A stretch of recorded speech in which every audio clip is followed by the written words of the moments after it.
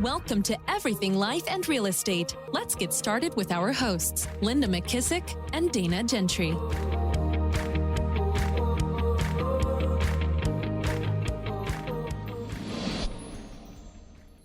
Hi, everyone. Welcome to Everything Life and Real Estate. I'm Linda McKissick. And I'm Dana Gentry. Hey, Dana, how are you? I'm doing great. How are you? Good. I'm super excited. We're about to head to John Maxwell's exchange in I less than 2 know. weeks. Pumped. I know. I cannot wait. And I heard from two people on his team. And Linda, I don't know how it gets better, but they're like, this is the one. Like they're both of them are like, if we could only tell the only you. way it could go. The only way it's going to be over the top for me is Dolly. Dolly has got to be there. We got to meet Dolly. Yep.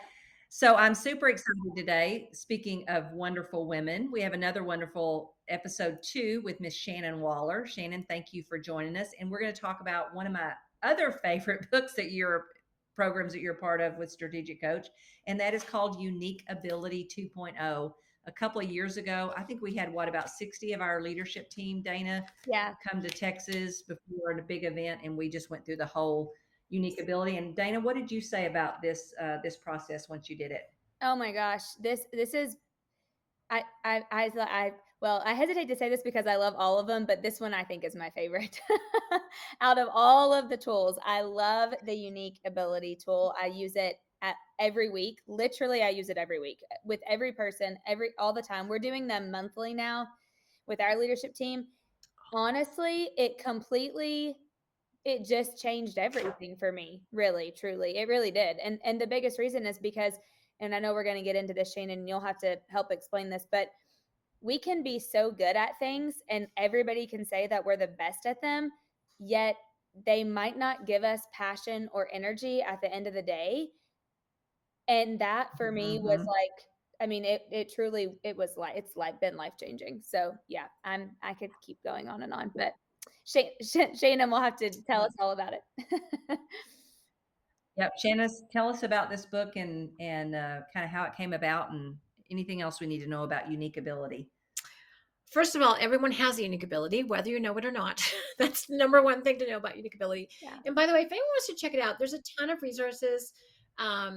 Julia Waller, my sister, is actually one of the main authors along with Catherine Nomura. I contributed a little bit to this one. It's an offshoot of a previous book that we wrote about Unique Ability. So this is the new and improved version. And the really cool thing about Unique Ability is that it has the book, which is kind of the context, but then it also has a workbook, which is gold. Mm-hmm. So Julia, my sister, is the one I call her the Unique Ability Queen. She probably wouldn't use that term. She's a little more proper, but she's amazing. And she does Unique Ability sessions with our clients. Mm-hmm. And so, but what she did was she put herself down on paper. And if you work through the workbook, it's like sitting down with Julia and getting coached on your unique ability, which is kind of amazing. But before we jump in, let's go through some of the distinctions. So because your point, Dana, is spot on. There's a couple of really important distinctions. So everyone has a unique ability. So how we start off is we have people kind of look at a model. So if you imagine a big circle, and there's 4 rings or 4 sections. So the outer ring are the things that we would actually say people are not good at. Now we use the word incompetent, not to tick anyone off, but just because frankly, there's some things when you put in the time and then put in the effort, you do not get the result. Doesn't work too well. Now I'm relatively handy, but one time I tried to change a tire and it turned out I had the jack upside down. I was trying to push the earth away from my car. Didn't work too well. So that is not one of my capabilities, which is fine. However, I am really good with a cordless chainsaw. Just saying. So not all tools am I allergic to, but really anything to do with administration, detail, scheduling, not in my bailiwick. So it's kind of fun to be super open about the things you're just not good at, what you were not put on the planet to do, because then you get to focus on the things you are meant to be doing. So the next layer is competent, but most of us are very competent at a lot of things.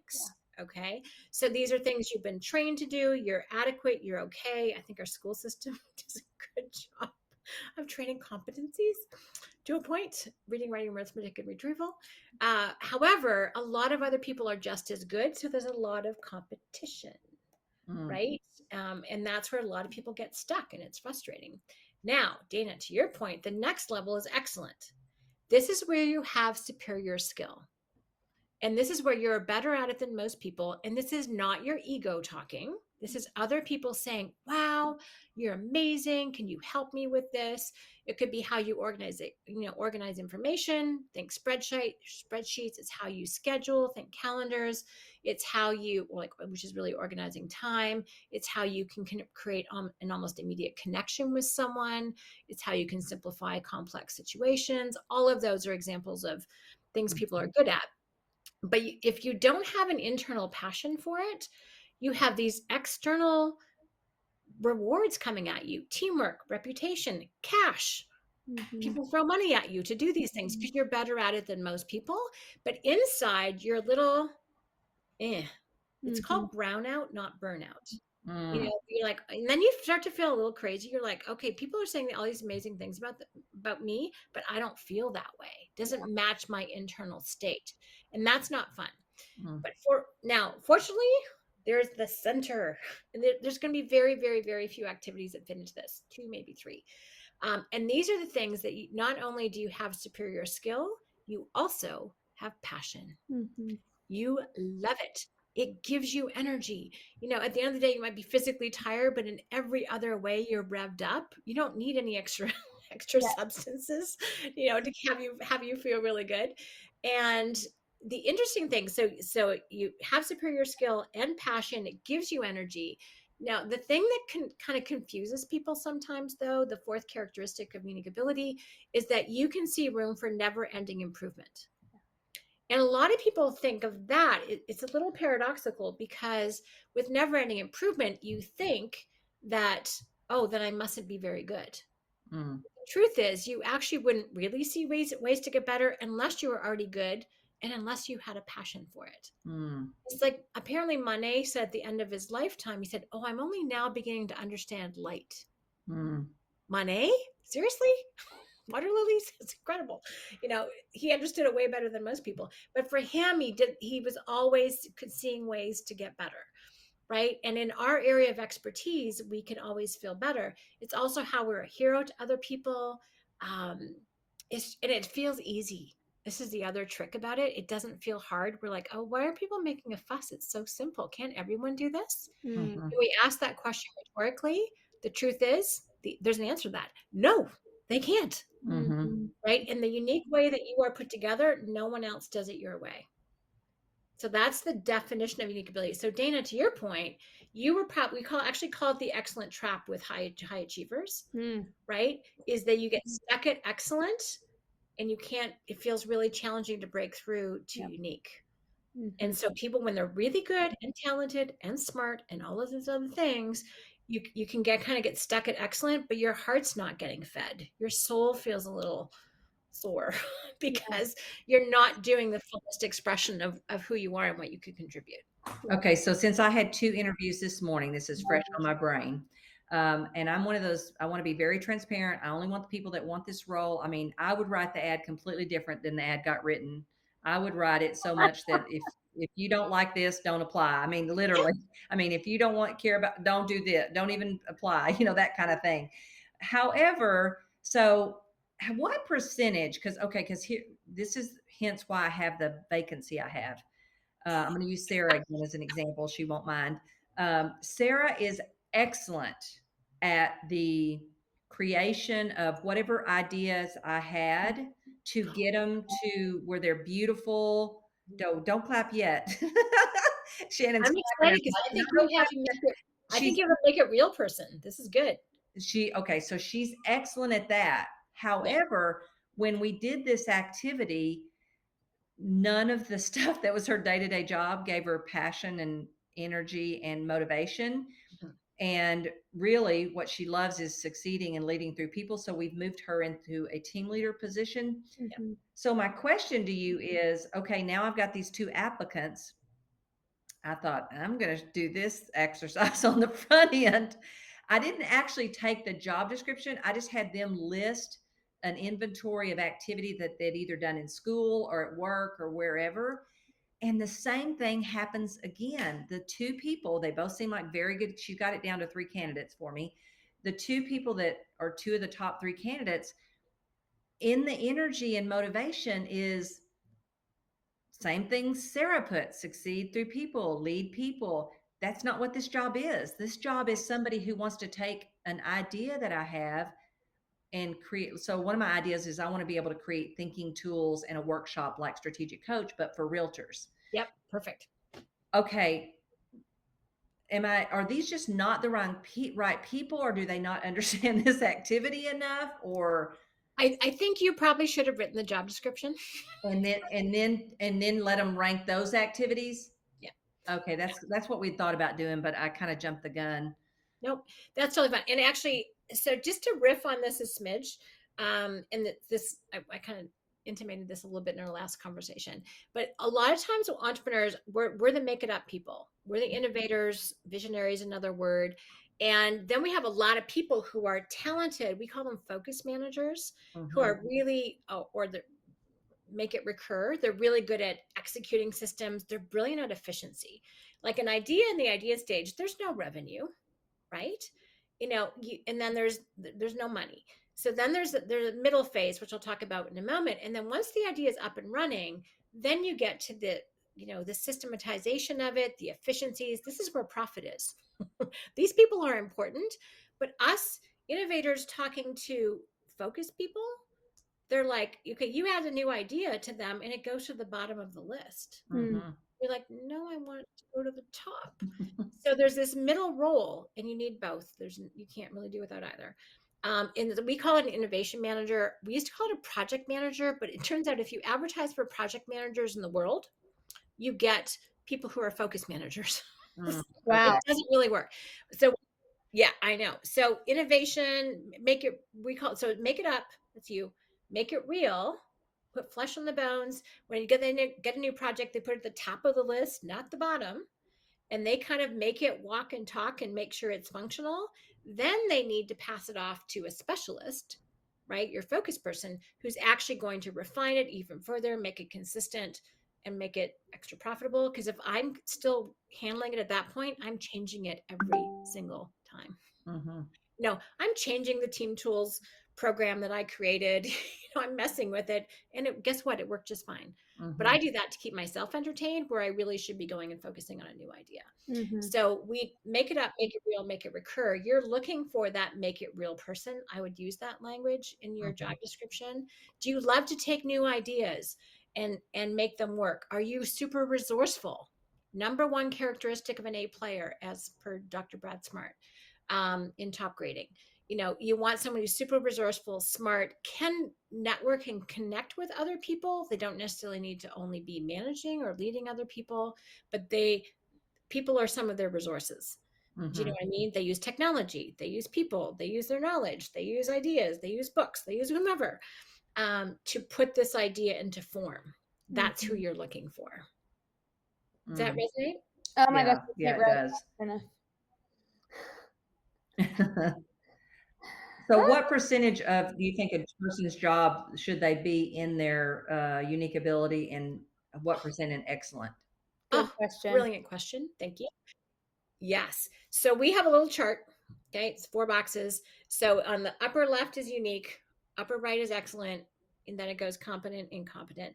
And definitely our goal in our company and Strategic Coach is to have it is 50% of actually we want people 100% in excellent and unique.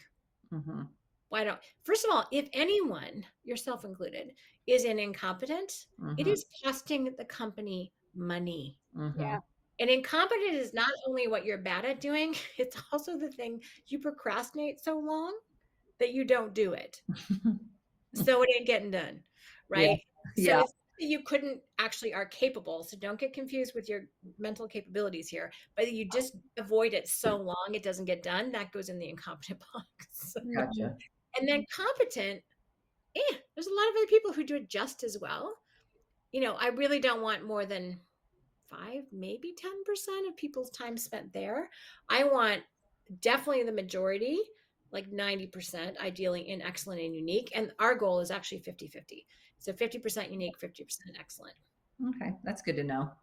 That's something to work towards. Yeah.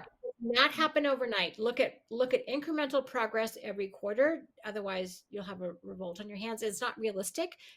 Linda, you've been talking about like rearranging the team. It's a lot of work. Mm-hmm. Right? People have to learn stuff. There's people have to learn new activities. Their hearts have to be invested. They have to engage their will. So don't expect this to happen overnight. But in the sessions, Dana, where you've been meeting with it over, probably a lot of people have made progress, right? Well, I was just getting ready to say that. So one of the things that I found interesting, and that's why we're right now doing this like every month for a couple of months as we're shifting around. And it's cool to watch. And even I've seen this happen to myself, but the more that you do it over time, my percentage of the U's and the E's goes up and up and up to now I'm to the point where I have very little C's and I's because I am aware of what those are. And I don't need to be doing those. I'm costing us money. I'm not doing the things that make us money when I'm doing those things. And I'm not happy. And most of the time it's annoying. You're frustrated anyway. And so but now though, I can tell Shannon, when I dip back into those things, like I can instantly feel my energy and tell a huge difference. Oh my gosh, that is yes. And it's interesting because up until you have these sort of four distinctions, sorry, I didn't turn something off properly. Up until you have these four distinctions, we're kind of numb. Yeah. We are not tuned. We're not trained to be tuned to how we feel. And you kind of know when we call it stay on your side of the line.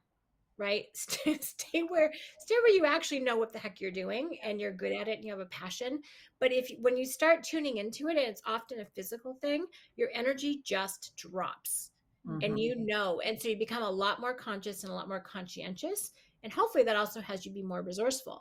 So if you want to put unique ability into your team, and by the way, no one can do unique ability in isolation. By definition, it doesn't work. If we're going to be freed up to do our unique ability, we need to be surrounded by people who are just as passionate about their activities as we are about ours. So let me just share this because I think it's a really important thing to say. Oftentimes, something that's an incompetent or competent area for us, we tend to talk a little bit in a disparaging way about. Yeah. Right. It's like, oh, that's crap activities. How can anyone like this? This is, there's some worse, more pejorative terms we could use. Yes. And then the person who actually really likes it, if you say this is a crap activity, anyone could do it, or who would like to do it, is the person really going to go, me? Yeah, I like it. What you can't see are the piles over here. I have zero mental energy for organizing paper, or many other things. So, but I know people who love that. Now, I just need to be incredibly grateful, appreciative, open, welcoming, coachable for someone to come in and help me rather than mine, or I should be able to do it. Linda, the gap in the gain. If you have an ideal that you're supposed to be organized and you have zero of that mental energy per your Colby profile in that's a dumb expectation of yourself. Yeah. Not just to be blunt. It's like put yourself in the gain by getting the result with somebody else, with one of those amazing talents out there who actually have been dying to help you if you just give them permission, if you just let them in. So I think how we talk about it, be very confident in the areas that you're unique and very humble about everything else. Shannon, I have to tell you this really fast. So I taught business planning clinic this week in 3 different states. And at the beginning, I have them do the unique ability exercise, and I push everybody to buy the book because I'm like, this will change your life. And so I have them do this exercise and then tell them about the book. And then we email the link to everybody and all that stuff. But I have them all raise their hands afterwards. And I always ask for like 4 or 5 people to share what some of their U's were and then what some of their I's were. And without fail, 75% of realtors would say it's the paperwork. I can't do the paperwork. I hate doing the paperwork, keeping up with all my stuff, blah, blah, blah. Every one of them, that was their I almost. And then we had 2 individuals in the room who were transaction coordinators, and they were like, that was my U. I actually loved to do that. And so it was cool because we were like matching people. But it's interesting because so many people, and a lot of their questions were they were operating majority of their time in their E's, not even necessarily in the C's or the I's, but in their E's. And so, yeah, it was just, we had an interesting conversation, but it was like, how do they push through if they can't afford the next hire yet? Or, you know what I mean? Like, how can they leverage some of that stuff to Great. get into their U's more? And that kept coming up over and over and Yeah. over. Well, they have to see it as an investment for one thing, Dana, because that what they don't realize is by not getting in their U, what it's actually costing them by staying in their E. I think once someone, and I think that's a hard thing for people to grasp, right, Shannon? It totally is. And it's interesting because if you think about a multiplier, the biggest multiplier in the world is your unique ability. That's how it's gonna spit off more benefits, including income and revenue, right? So the more you can free yourself to do your unique ability, then you expand your income generation capabilities and revenue, which then you can pay for more support. That frees you up even more. It's a virtuous circle to do that. And the other thing that comes to mind quickly is that, finding and keeping good people. By the way, there must have been a bit of a fist fight for those transaction people. Yes. I'm sure everyone wanted them. And the excellent trap, by the way, is a much bigger issue than being trapped incompetent amongst high performers, high achievers. It's the excellent trap is the number one danger for them. That's what we find with our clientele as well. Yeah. And, but if you want to attract great team members, my colleague Christy said this the other day. She goes, get them into the unique ability as quickly as possible. Yeah. That is if you're surrounded, if people get to do what they love to do and are best at and get compensated well for it, you're going to keep them. They're not going to be tempted to go anywhere else because that's not available in most other organizations. You have a secret sauce here. Yeah. Right? It's kind of incredible. And then I just also can't get away without not talking about profiles. So I've mentioned Kolbe, which measures how you strive. Not your intelligence, not your personality, but how you take action. Incredibly accurate. KOLBE.com is where to go for that. We use Clifton Strengths a lot after you hire someone.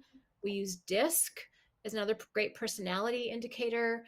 We also use Wonderlic, the original paper and pencil cognitive one, just to make sure people have the mental horsepower that we're looking for. So we actually profile based on cognitive, affective, and cognitive when we are looking to place people. Yeah, the person I just hired, she did 3 profiles before she started. As soon as she said yes, I sent her 2 more before she'd even started. Which 2 do you send after you hire them? Yeah, that's what I want. Clifton Strengths and some. Yeah, Clifton Strengths, because apparently it's not valid for hiring, from my understanding. So it can change slightly. It's I consider it a gold standard in terms of a profile. It's just not appropriate for hiring. And then the other one is a newer one. We have an exclusive relationship with them through Coach, but it's called the Print Profile. Yeah, I just got some information on that. I haven't used it yet. Oh, it talks about your unconscious motivators. So what really drives you. So for example, the 2 things that drive me are number 1, to enjoy life and be happy. And 2, to be strong and self-reliant, which means don't tell me what to do. I am not alone in having these 2 with other entrepreneurs. They're very much doing what's called the doing profiles. There's thinking, feeling, and doing, 3 of each. Yeah. So that there's more in depth. We can go on that. When would you give the print, before or after hire? After. Yeah. And then what about the Wonderlic? Wonderlic before. We also do Kolbe before, because we have you can do they have a fabulous right fit. Kolbe, which means you can actually identify what you are looking for, and then 24 questions. It's really short. Yeah, I just did that. And however, I have to be a lot more clear than I am. It's like, I don't understand these people that I need. So it's really hard for me to fill out that right fit. Yes. I just did it. And now I wish I had not done it, because now that you and I have talked and we've heard you on 2 episodes now, I realize there's the efficiency and the focus person or whatever, and they're 2 different people. Yeah. I would have geared it more towards the efficiency, not the focus. And I think I kind of did both. I put, I don't know about that. Let me pick this one. Let me pick this. I think I would redo it now. Yeah. And by the way, you can redo it super easy. Basically you can redo what's called the Kolbe C, which is what the manager will reward in the job. And then you can match the candidate against that. They give you a range of success, and they'll give you an A, B, C, D, or F rating. And do not hire below a B-. Bad things happen. So they can really help you match appropriately how that works. Don't hire below a what? Below a B minus. B I minus. actually say below a B, but they say B minus. Okay. So there's another cool profile called Achiever, Mm. which measures the intelligence and personality aspects of someone. It's available through a company called Vision Spark, which a friend of mine runs, a client of ours. So that's another neat one. So that plus Colby would kind of do you. And you do that one beforehand too? Yeah, and there are benchmark standards for different roles, Linda. So that might be actually a way. I mean, you need your Colby because that's how they strive. But then the other two aspects are also super important. And I know enough about your brain to know what's important to you. And they have a whole bunch of different indicators that are super helpful. Awesome. The Achiever profile was really interesting because it identified some things about me that were sort of subtle. One of them, it said, you will not be happy being a salesperson for very long. I was an extremely successful salesperson when I did that. Like I made lots of figures. It's all good. But did I want to keep doing it? No. Wow. I didn't. And no other profile had pulled that out. I'm like, dang it. That's awesome. Yeah. So I actually quite like the Achiever profile too. I love what you said. That's way cool. Linda, it sounds like you're the make it up, but you really need the make it real before the make it reoccur, right? Yes. So you need the innovation manager, Linda. That's who you're looking for. Yeah, so true. Yep, I agree. That's good. So we want to respect your time, Shannon. We could actually keep you all day until tell Mike you're busy the rest of the day. But Dana, do you have one final thought or question real quick? And then Shannon, any final thoughts you'd want to leave people with? I love the Team Success Handbook that we started off in session 1 that we had with you, and then finishing up with people's unique ability. Yeah. Dana, anything I don't. I'd rather hear you talk. So no, anything that you want to end with, because I'm like 2 whole full pages of no white space left of notes. So oh my gosh, I love you. Well, thank you. You sharing your experience with it, Dana, is huge. I mean, it makes a fabulous book club. Again, like we talked about in the last episode, it's amazing. But what you can end up with, this is the fancy coach version. So this is because I got to do unique ability with Julia too. I hope so, because I'm your sister. But you end up with a 1-sentence statement of what your unique ability is. There's your 10 best habits. In fact, Colby and Clifton's strengths are part of what helps give the language to how you are best suited to positively impact the world. Wow. So I have my 10 best habits, which are some like intuitively perceive, innovate and communicate, challenge assumptions, which I do, care deeply, enthusiastically appreciate, all the things. So it's really fun to kind of like one page, like this is me on paper. But now That's wait, where did cool. those come from? Where did those 10? It all came. The 10 best habits. That's part of the whole book. The 10 unique ability habits. Yeah. So my 10 best habits, my unique ability habits. These are them. These are just lined Dana, up. I think what we need to do is bring unique ability to the region and invite realtors and recruits. Yeah. Like, we did it for leadership before, but we just will say, hey, we're going to do the event on this day, and then we'll just sell the heck out of it to get amazing people. And then when they do that activity, we'll go around and collect them and find our future people. Great idea. Done. Yeah. So basically, if anyone wants to get started with unique ability, there's a whole great process. The Discovery 2.0 is amazing. The workbook is incredible. Yes, if you're like me, you want to dive in and take action, just grab the workbook. You can, if this was enough of what unique ability is and why it's important, then just go ahead and do it. But the Colby profile, by the way, and we are not affiliated at all financially with them. We love them. They're a massive resource. We profile all of our clients and all of our team members before they start. Like our team members before they start, and our clients between the first and second workshop. So that's how vital it is. And Clifton's strengths will give you the language to describe, how your best self shows up in the world. This is a good thing, right? It also will probably tell you what you should not be doing. So start there would be my take on that. Obviously, there's tons more, but I know I always like to know how can I take action on this? And that's really how I would start. And again, uniqueability.com, awesome resources. You can download the book club kind of guide for doing that. So there's lots of cool stuff there that Julia's put together. Love it. Yeah. And for our audience, if you would be interested in us bringing Shannon or her team to bring to the region for a unique ability, be sure and reach out to us at info@everything life and real estate, and we will make that happen, because Dana and I are make it happen kind of. At least we got the idea. We'll find some make it happen people to make it all pretty, right? We've got the quick make start. It real. we got the idea already. That's enough for us. There you go. Thank you so much. We thoroughly appreciate you. We'll probably bring you back for multiplication by subtraction, because that's a hard thing for people. I think they leave the wrong person in way too long and don't realize the damage they're doing to that person and to their opportunity. So if you have not hit subscribe, be sure and hit the button below. We'd love to have you join our audience. And then also, if you can think of any realtors or business owners that would benefit from our conversations, be sure and pass this podcast along to them, and reach out to us at info@everything life and real estate. Shannon, thank you so much. Can't wait to have a part 3. And Dana, I guess I will talk to you next week, or see you in Nashville. That's right. Thank you, Shannon. Awesome. Thank you so much. This was just a fabulous way to end my week. So thank you. Be sure to subscribe for more business strategies and tactics to inspire you to live an abundant real estate life. Don't forget to rate and review so we can bring you the best content. Find this and other valuable information at everythinglifeandrealestate.com.